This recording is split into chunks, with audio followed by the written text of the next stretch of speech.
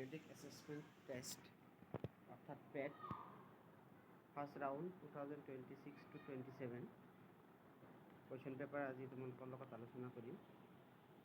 Class 3 medium Assamese subject mathematics question number 1 to 10 total question 10 numbers আৰু exam duration 45 minutes. গতিকে আহাচোন আমি প্ৰথম কোয়েশ্চনটো কি আছে আলোচনা কৰোঁ।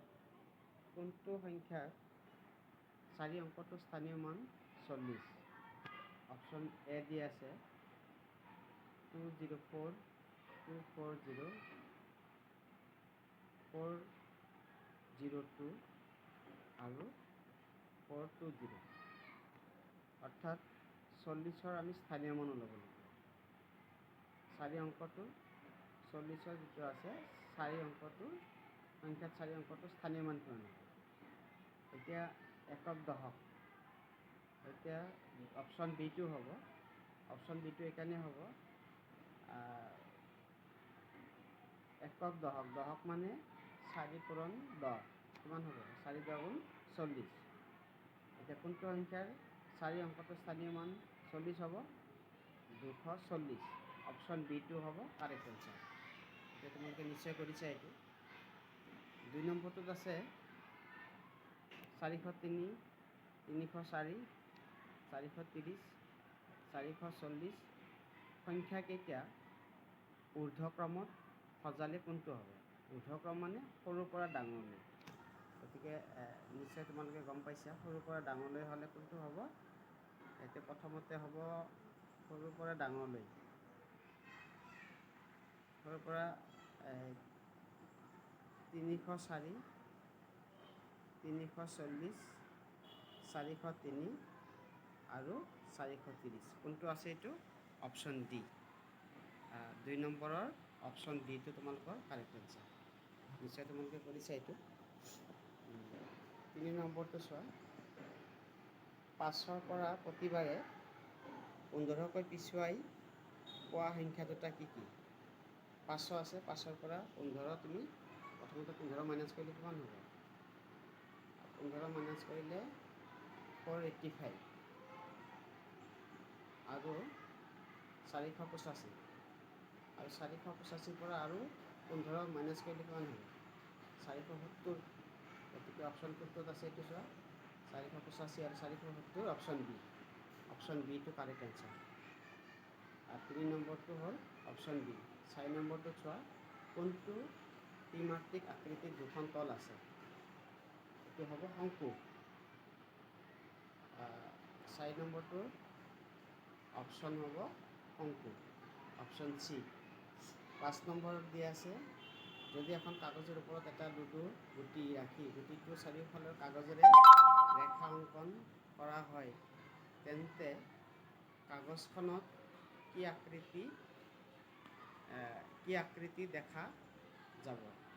কি আকৃতি দেখা যাব? এইটো লুডু গুটিটো যেতিয়া আমি দিম কাগজেৰে কৰি দিম ঢাকি দিম তেতিয়া গুটিটোৰ আকৃতি বৰ্গ হ'ব, বৰ্গ। তাৰপিছত তোমাৰ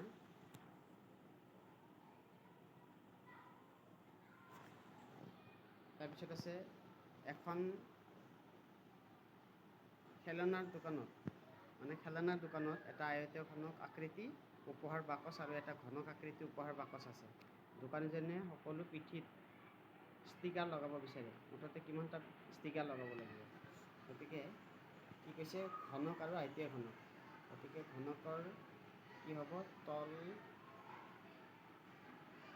6টা। গতিকে ঘনকৰো 6টা, আয়তীয় ঘনকৰো 6টা হ'ব। গতিকে 6 6 কিমান হ'ব? 12। অপশ্যন এ দিয়া আছে 10, option B 12, option C 14, option D 16। Option B is correct. Option বিটো তোমালোকৰ শুদ্ধটো হ'ব। Option B 12। তাৰপিছত দিয়া আছে 7 নম্বৰটো কোনটো সংখ্যাই 708 সূচাইছে? এইটো তোমালোকৰ আখৰে দিয়া আছে সংখ্যাত কোনটো হ'ব? এ 708 মানে 708। গতিকে অপশ্যন এটো হ'ব 708, 780, 707, 807, 870। গতিকে 7 নম্বৰটোৰ অপশ্যন এ শুদ্ধ। 8 নম্বৰত চোৱা 897, 978, 987,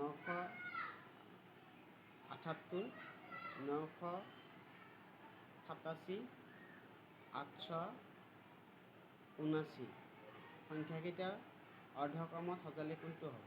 অৰ্ধক্ৰম মানে ডাঙৰ পৰা সৰুলৈ। গতিকে ডাঙৰ পৰা সৰুলৈ অপশ্যন ডি হ'ব, শেষৰটো হ'ব। 9 নম্বৰটো দি আছে 069 069 অংক তিনিটা ব্যৱহাৰ কৰি গঠন কৰিব পৰা আটাইতকৈ ডাঙৰ সংখ্যাটো কোনটো হ'ব? গতিকে তোমালোকে কি কৰিবা, আটাইতকৈ ডাঙৰ সংখ্যাটো প্ৰথমতে 960 960। গতিকে 960 অপশ্যনটো ক'ত আছে তোমালোকৰ? 960 অপশ্যনটোত আছে ডি। গতিকে 9 নম্বৰটো ডি হ'ব। এতিয়া আমি শেষৰটো প্ৰশ্নলৈ আহিছোঁ। 10 নম্বৰ মানে 600 পৰা এবাৰত 25 জাপকৈ মাৰি পোৱা পৰৱৰ্তী সংখ্যা দুটা কি হ'ব? মানে 600 আছে আৰু এপঝাপ মাৰিলে 25 হ'ব, মানে যোগ কৰিব লাগিব 25। গতিকে এপঝাপ মাৰিলে এজাপত 25 গ'লে, গতিকে 625 আৰু এক জাপ মাৰিলে তেতিয়া কিমান হ'ব? 25 25 50। গতিকে 650 আৰু 650। গতিকে অপশ্যন এ আছে, অপশ্যন এ 625 আৰু 650 দিয়া আছে। গতিকে এইখিনি আছে তোমালোকৰ কুৱেশ্যন পেপাৰ, তৃতীয় শ্ৰেণীৰ গণিতৰ কুৱেশ্যন পেপাৰ। গতিকে তোমালোকৰ কিবা অসুবিধা থাকিলে নিশ্চয় আমি ক্লাছত আলোচনা কৰিম। এইটো আজিৰ কুৱেশ্যন পেপাৰ আছিল তৃতীয় শ্ৰেণী ক্লাছ 3 কুৱেশ্যন পেপাৰ। মুঠ প্ৰশ্ন আছিল 10টা আৰু প্ৰত্যেকটো প্ৰশ্নৰ বাবে 1 নম্বৰকৈ দিয়া আছে। গতিকে পিৰিয়ডিক এছেছমেণ্ট ফাৰ্ষ্ট ৰাউণ্ডত আজি প্ৰথম দিনৰ পেপাৰটো আমি আলোচনা কৰিলোঁ। কালি আছে পৰিৱেশ, তোমালোকে ভালকৈ পঢ়ি আহিবা। পৰিৱেশৰ প্ৰশ্নকেইটা নিশ্চয় আলোচনা কৰিম। Thank U.